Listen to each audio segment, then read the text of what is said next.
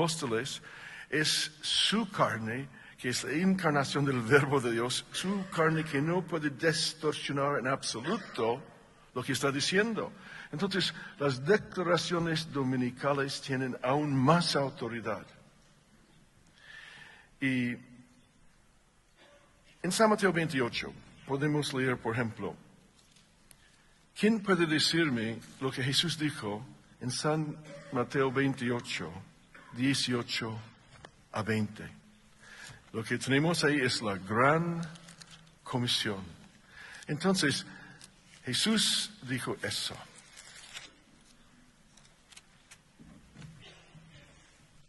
Jesús se acercó y Jesús habló diciendo, toda potestad me es dada en el cielo y en la tierra. Por tanto, id y haced discípulos a todas las naciones, bautizándolos en el nombre del Padre y del Hijo y del Espíritu Santo, enseñándoles que guarden todas las cosas que os he mandado, y he aquí yo estoy con vosotros todos los días, hasta el fin del mundo. Amén. Entonces, la última palabra que Jesús quería compartir con su iglesia fue la gran comisión. Él dijo, tenéis que predicar el Evangelio, ir a todas las naciones. Él dijo, primero, toda potestad divina está detrás de mi declaración. Id y haced discípulos a todas las naciones, predicar el mensaje de salvación del Dios Trino, del Padre, del Hijo, del Espíritu Santo, a cada ser humano sobre la faz de la tierra. Y yo pregunto, ¿es importante predicar el Evangelio? ¿Es importante? Es sumamente importante. Es una declaración dominical. Es la última cosa que Él comunicó con su iglesia. Id y predicad el Evangelio a todas las naciones, haced discípulos. Él no hubiera hablado de muchas otras cosas, pero la última cosa que quiero deciros es eso. Id a todas las naciones, porque tenéis que compartir el Evangelio. Yo puedo decir que el momento que Dios me salvó, en 1971, habéis oído mi testimonio tantas veces, el momento que vi el corazón de Dios, el momento que vi los cielos, el momento que vi el infierno, el momento que Dios entró en mi corazón y me salvó de perdición, Él cambió mi vida radicalmente. Y en aquel momento yo sabía, en aquel momento, que la cosa más importante en la vida es transmitir eso a otros. Yo sabía que mi vida había cambiado. Yo sabía que no iba a ser economista más. Yo sabía que no iba a trabajar más en el museo. Yo sabía que no iba a hacer lo que hice antes. La única cosa importante fue para mí predicar y transmitir eso. Y tomé casi instantáneamente pasos para preparar mi vida para obedecer este mandamiento dominical. Entonces, el cumplimiento de la gran comisión, llevando el Evangelio y la pasión de Cristo y su último mandamiento a las naciones, es la cosa más importante en la vida. En Hechos 1 vemos otras palabras parecidas, otras últimas palabras. Y vamos a leer Hechos 1, 4.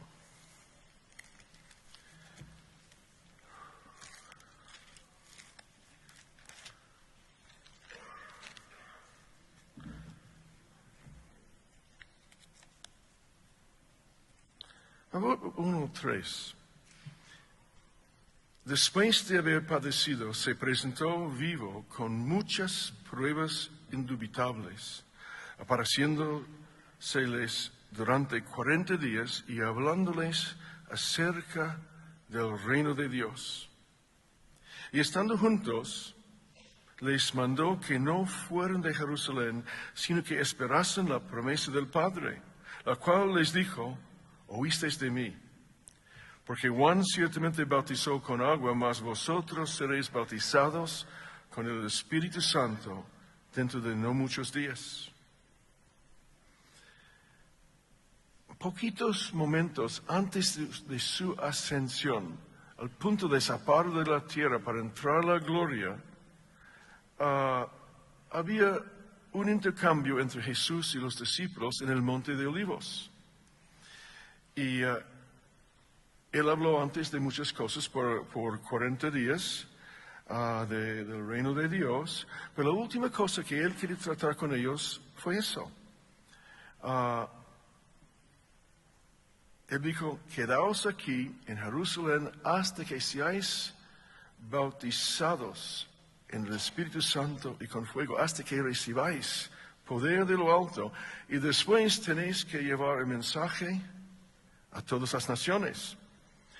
Y después de decir eso, algunos de los discípulos le preguntaron, habían algunas preguntas. Y había una pregunta muy importante en versículo 6. Y entonces los que se habían reunido le preguntaron, diciendo, Señor, ¿restaurarás el reino a Israel en este tiempo? Y es una pregunta muy importante.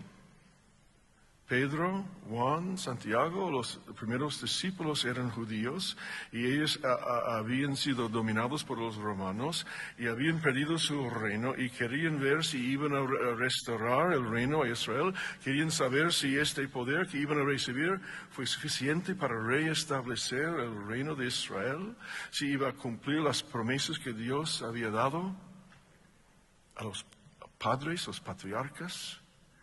Buena pregunta. Y Jesús les dijo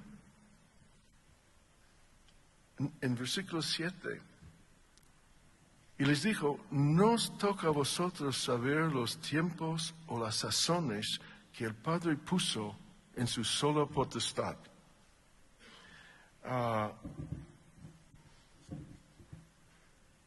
Esta respuesta me dice algunas cosas. Me dice, sí, Dios va a restaurar el reino de Israel. Él dijo que no, él dijo, sí, va a restaurar su reino, pero para cumplir los pactos y promesas de los padres de Israel, sí, pero,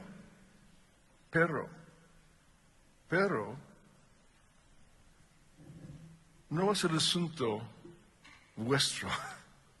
Nadie va a saber cuándo o cómo. Él va a hacerlo. Es una promesa. Dios va a cumplir su palabra a los padres, pero es una respuesta que es un misterio y no hay respuesta exacta para vosotros. ¿Cuándo? Solamente el Padre sabe.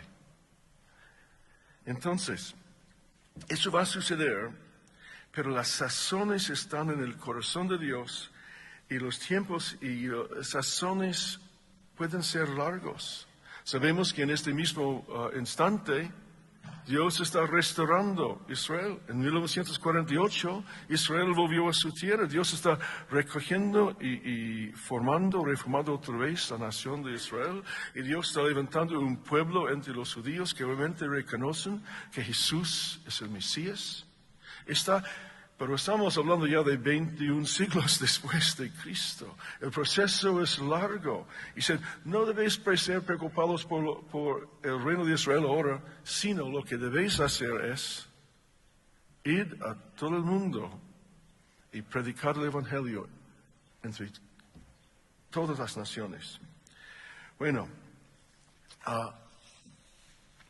yo veo algo más en este último diálogo entre los discípulos de Jesús. Y yo veo una corrección realmente, una reprensión suave. Y ellos dijeron, Señor, estamos muy preocupados por nuestro pueblo, por Israel.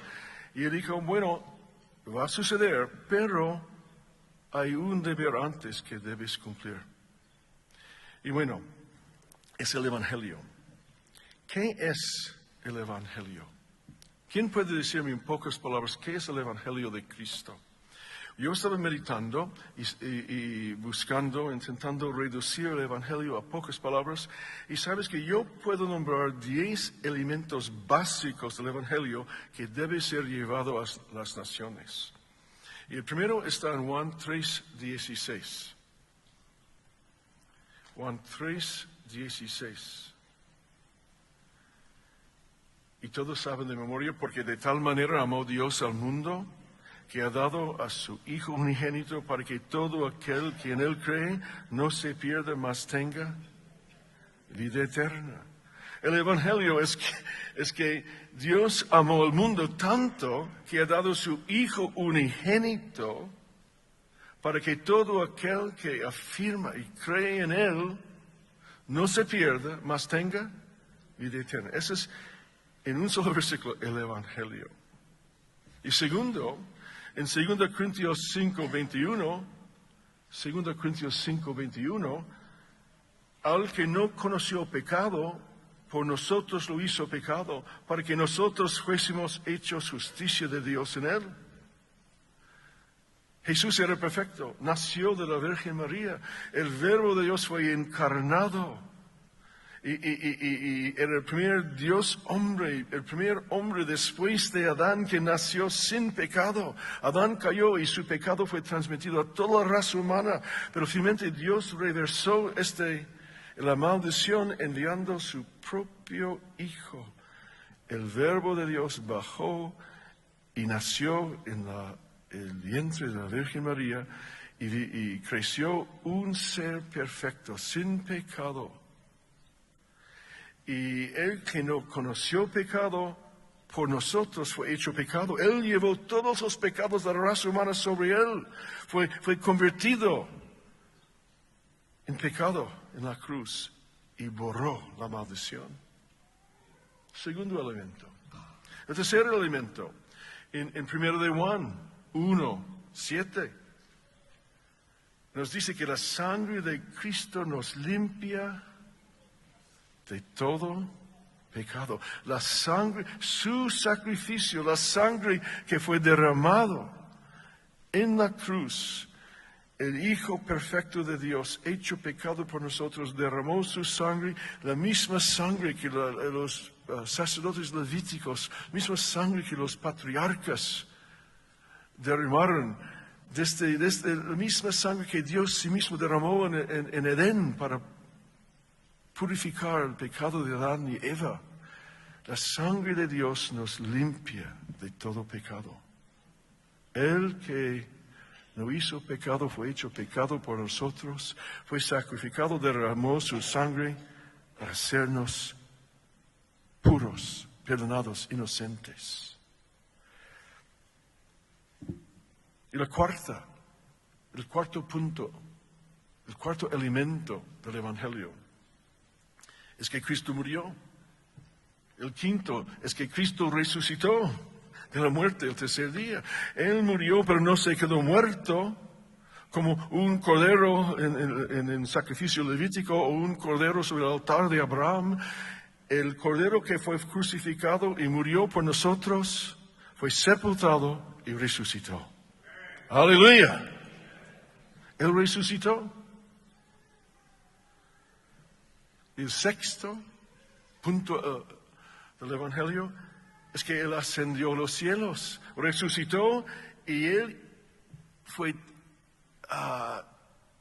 transportado. Él trascendió este mundo y Él volvió a su trono arriba, al reino de donde Él vino para rescatarnos. Él ascendió a los cielos. Y el séptimo punto es que Él se sentó al lado del Padre en su trono, habiendo terminado la obra de salvación y redención.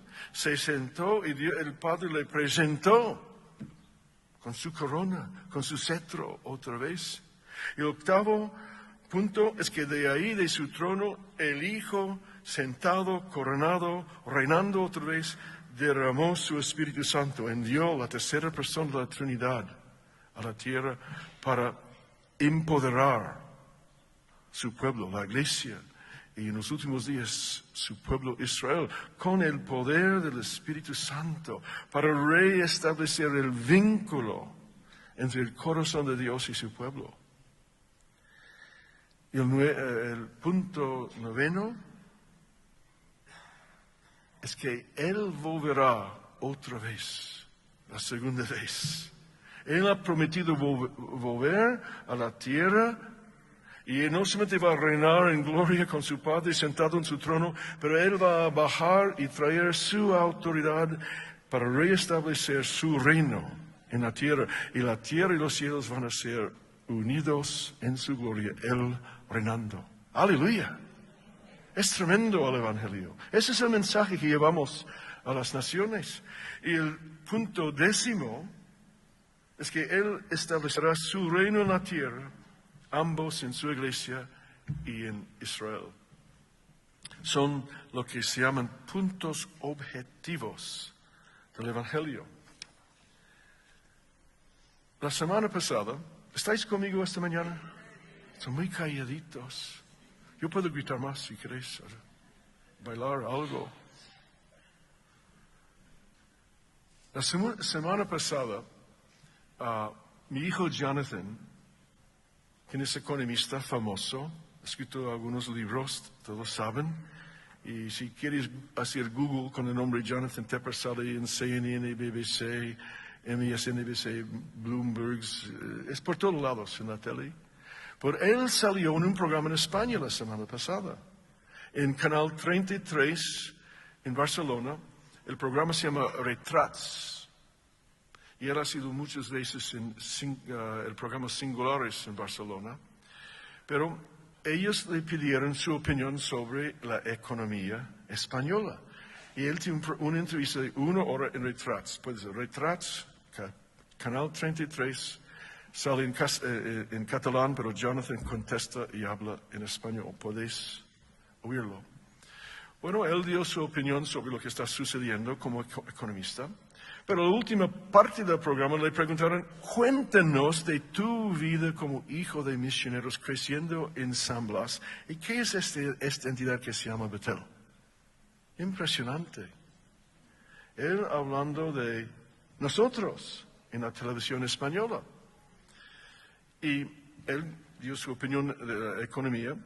Y después, hablando de cómo Betel comenzó en San Blas entre los drogadictos y marginados, y cómo sus padres intentaron imitar a Cristo y predicar el Evangelio, y dijo, no solamente con sus palabras, pero con sus vidas. Y él citó a San Francisco. Algunos dicen San Agustín, pero él citó a San Francisco. Y la declaración muy famosa, cuando San Francisco dijo en el siglo XIV, predicad el Evangelio siempre, usad palabras si sea necesario. ¿Habéis oído eso? Predicad el Evangelio siempre, usad palabras si sea necesario.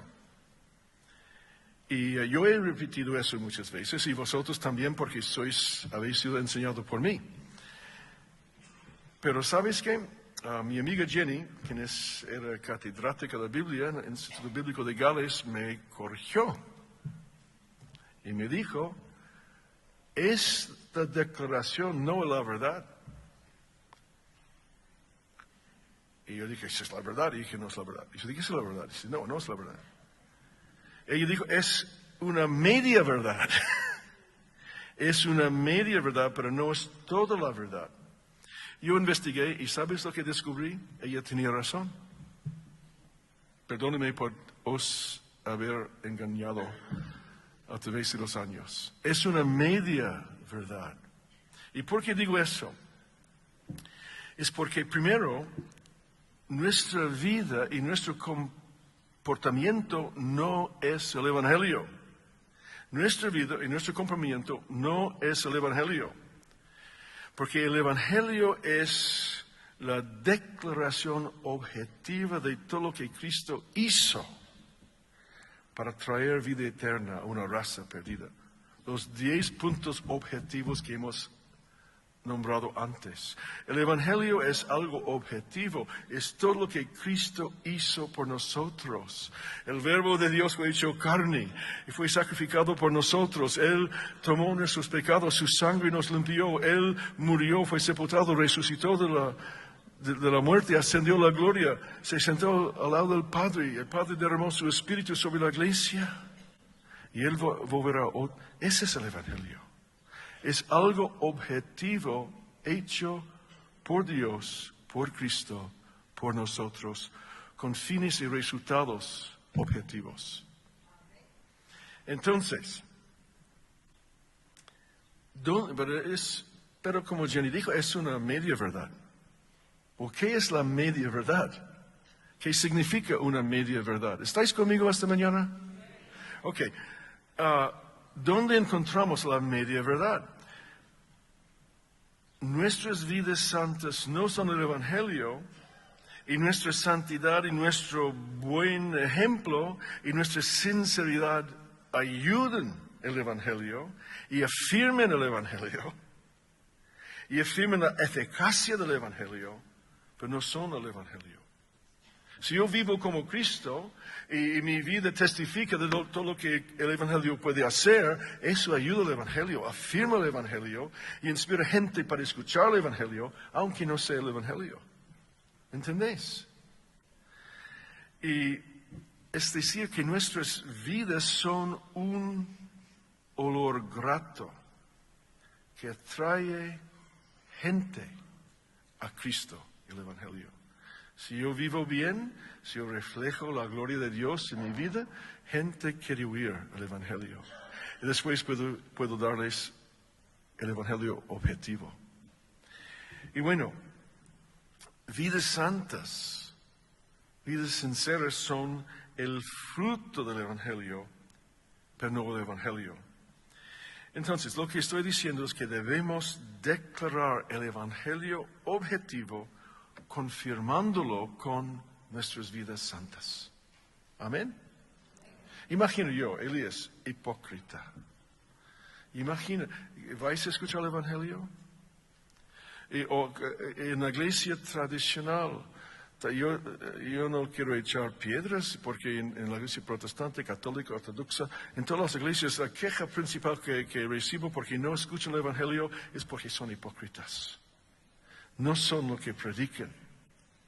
Eso es el problema principal hoy en día. Europa está quemado por tantas iglesias hipócritas. América está quemada por tantas iglesias hipócritas, tantos cristianos, tantos pastores que no son lo que deben ser. Y todos, yo primero, necesitan gracia, porque somos muy débiles y muy imperfectos. Y bueno,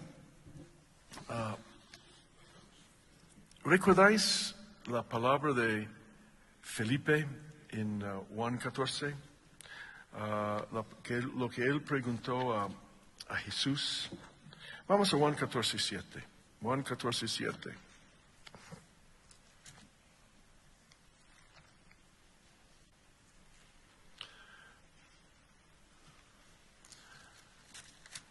Juan 14 es casi uno de mis capítulos favoritos en toda la Biblia. Pero Jesús está hablando con Tomás, está hablando con Felipe, y en versículo 5 Tomás dijo: Señor, no sabemos a dónde vas, ¿cómo pues podemos saber el camino? Jesús le dijo: Yo soy el camino y la verdad y la vida. Nadie viene al Padre sino por mí. Si me conocieseis, también a mi Padre conoceréis. Y desde ahora le conocéis y le habéis visto. Y Felipe le dijo: Señor, muéstranos el Padre y nos basta. Jesús le dijo: Tanto tiempo hace que estoy con vosotros y no me has conocido, Felipe. El que me ha visto a mí, ha visto al Padre. ¿Cómo pues dices tú, muéstrame el Padre? ¿No crees que yo soy en el Padre y el Padre en mí? Y las palabras que yo os hablo, No las hablo por mi propia cuenta, sino que el Padre que mora en mí, Él hace las obras. Creedme que yo soy en el Padre y el Padre en mí. De otra manera, creedme por las mismas obras. De cierto os digo, el que en mí cree las obras que yo hago, Él las hará también, y aún mayores hará porque yo voy al Padre. Bueno, Jesús podía decir, si me has visto a mí, has visto al Padre. Jesús podía predicar con su vida el Evangelio. Es el único, porque su vida fue totalmente perfecta. Pero el problema es que no somos tan perfectos como Jesús. Y tenemos este tesoro en vasos de barro para que la excelencia de la gloria sea de Él y no de nosotros. Que la vida de Dios en mí está filtrada a través de mi alma, de mi ser, de mi carne. Y yo doy una revelación imperfecta del Padre. Jesús dio una revelación totalmente transparente y perfecta del Padre. Cuando viste a Jesús, viste al Padre. La meta es ser tan quebrantados con la cruz, obrando en nosotros a un nivel tan profundo que cuando nos ven a nosotros casi ven a Cristo. Y yo he conocido santos así. ¿Quién conoce a Pablo Anderson? Comenzó nuestro Instituto Bíblico Adulam, estuvo con nosotros. Él era el director internacional de Elim, antes de Tom Brasel, que estuvo aquí con nosotros. Pues nunca he oído una palabra salir de su boca que no era bondadosa, que no era verídica. Nunca he visto un gesto o una... Es que cuando veo a Pablo Anderson veo al Padre.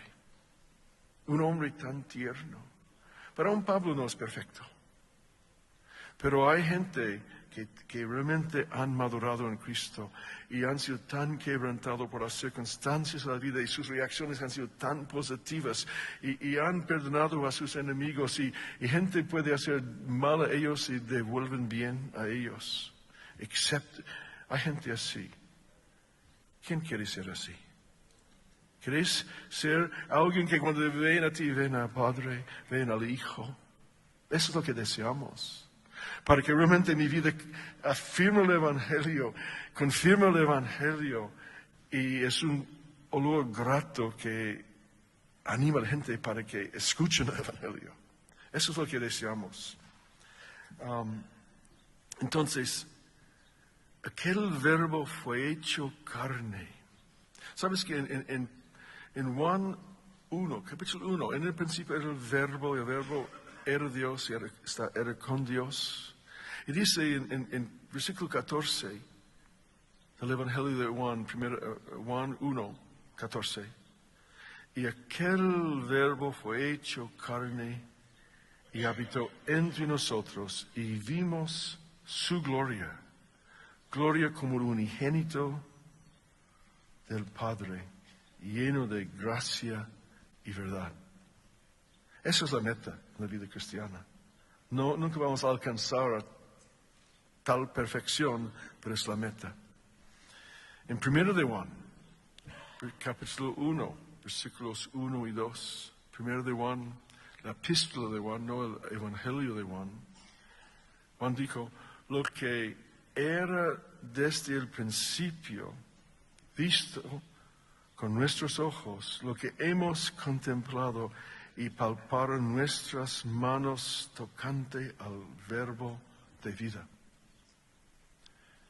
Los discípulos por 3 años podían andar con Cristo, oír con sus propios oídos, podían comer con Él, podían abrazarle, ser abrazado por Él, podían sentarse a su lado, podían andar en el camino con Él. El verbo de Dios, la representación y el reflejo perfecto del Padre encarnado en Cristo, ellos la tocaron. Y dice, ahora testificamos de Dios. Ojalá que los betelitos, que nosotros seamos en una medida así.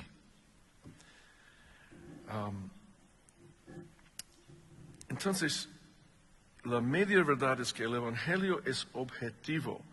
Hay cosas que sucedieron que debemos contar. Y nuestras vidas afirman el Evangelio, pero no son el Evangelio, porque somos imperfectos. En Filipenses 1, versículos 15 a 18.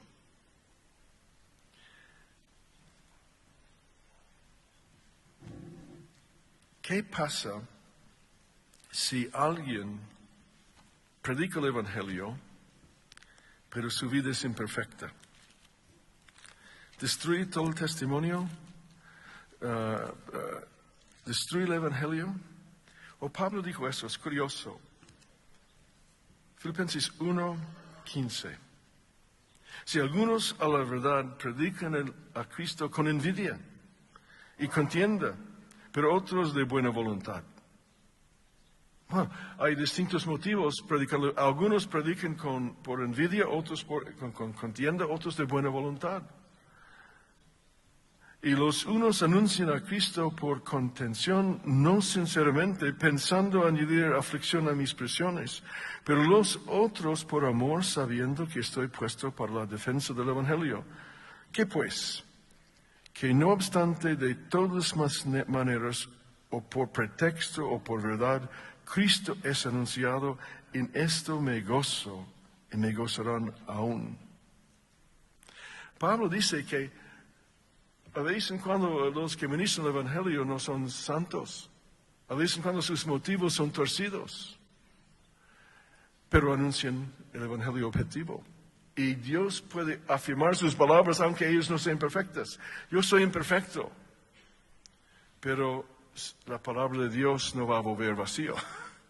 Si estoy declarando, mejor que yo sea sincera y santo, pero aún siendo tan santo, el Evangelio está predicado. Amén. Eso es lo que pasa. Ojalá que no haya tanta carne ni pecado escondido, pero el Evangelio no está atado y nadie puede destruir el poder objetivo del Evangelio. ¿Quién ha oído del Evangelio de prosperidad? ¿Habéis oído eso? Ok, mira, vamos a hacer una segunda ofrenda porque... Y vuestro pago doble en agosto, mejor que des eso a Betel porque nos falta. Y en Navidad también. Pero yo sé muchos que predican eso. Para mí no es correcto, pero también predican el Evangelio objetivo y Dios usa a ellos, aunque algunas cosas no sean correctas. Amén. Y podemos identificar muchos otros fallos. Pero el Evangelio objetivo todavía tiene su poder. Bueno, ¿quién fue el hombre que manifestó más milagros no hablando de Moisés? ¿Qué profeta manifestó más milagros y poder en el Antiguo Testamento? ¿Qué? Eliseo. Y él pidió una doble porción, cogió el manto de Elías. Él hizo exactamente doble los milagros que Elías. Elías fue el más usado por Dios después de Moisés, y cuando él, con Eliseo, pidió una doble porción, y dijo, si puedes verme cuando salgo de aquí y puedes coger mi manto, es tuyo. Y él lo vio subiendo a la gloria, cogió su manto, hizo doble los milagros. Y después de Moisés, Elías, Eliseo, ¿quién más fuera un hombre superpoderoso usado grandemente por Dios? Sansón. Josué, Sansón. Y Sansón vivió una vida santa y perfecta delante de Dios, ¿no? No. Sansón era muy egoísta, muy carnal. Dios le usó para librar a su pueblo, para derrotar a los filisteos. Y él finalmente se arrepintió y terminó bien, como un héroe de la fe. Pero él tenía una vida que no era buena ni correcta, pero Dios honró su mensaje objetivo y libró a Israel de los filisteos. Bueno, ¿qué porción de las Escrituras en el Antiguo Testamento es casi la porción más elegante, más con una visión tan mística del propósito de Dios en Israel, lo que Dios iba a hacer glorificando su pueblo en la tierra? ¿Quién profetizó eso? ¿Qué gran santo? Isaías, sí. ¿Quién más? Daniel, Ezequiel. Pero una de las porciones más elegantes, más gloriosas de la Biblia fue profetizado por Balaam. Balaam. Es increíble. En Números 23 y 24, en la canción de Balaam, el rey Balac le pagó para maldecir al pueblo de Israel, y era un hombre que, según el libro de San Judas, él vendió su ministerio por dinero y se puso sobre el monte para profetizar maldición sobre Israel por un rey pagano, pagado por el rey pagano, y abrió su boca, y ¿qué salió? Bendición y gloria. Describió todo lo que Dios iba a hacer por su pueblo. Y Barak dijo: deja de hacer eso, por favor. Pues yo no puedo decir cosas que Dios no dice porque Dios está hablando por mí. Un hombre carnal, codicioso, materialista, que no tenía una vida que glorificó a Dios, proclamó el Evangelio de Dios, la gloria de Dios para su pueblo Israel. Bueno, no vamos a hacer así. Yo quiero que nuestras vidas y nuestras palabras sean iguales. Si los músicos pueden subir.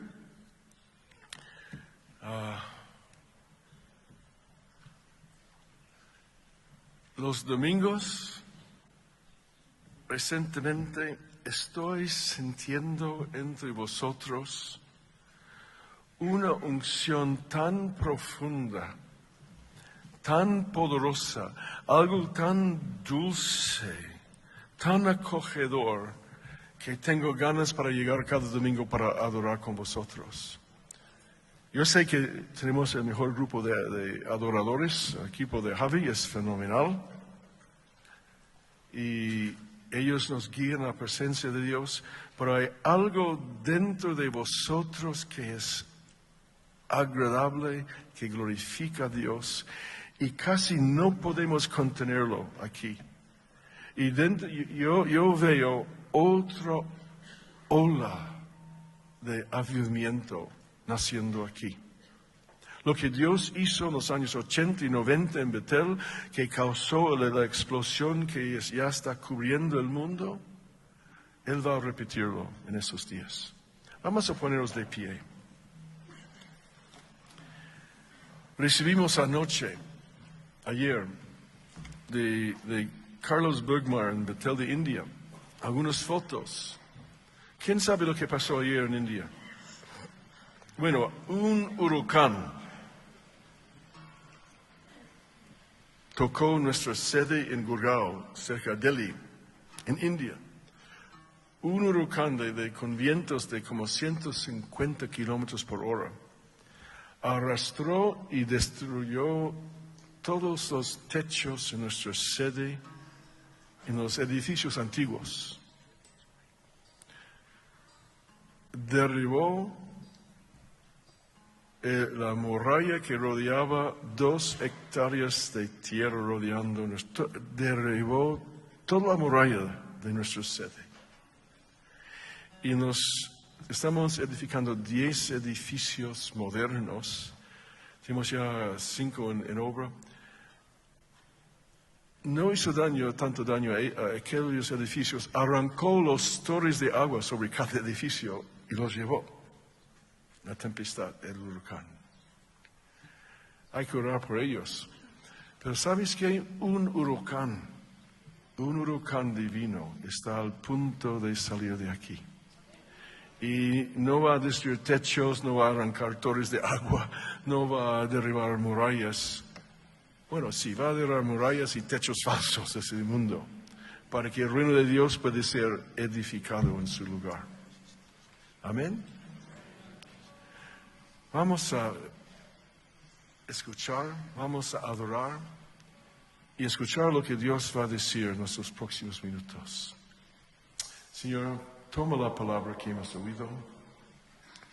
Señor, yo sé que nuestras vidas santas sin el Evangelio objetivo es una media verdad. Señor, cumple toda la verdad en nosotros.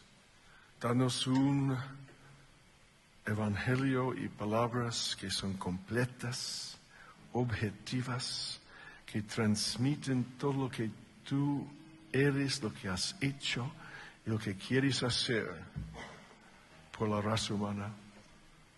Y Señor, sopla, cámbianos, Señor, que la cruz de Cristo opere en nosotros, para que nuestra carne no sea un tropiezo para los oidores del Evangelio. Y Señor,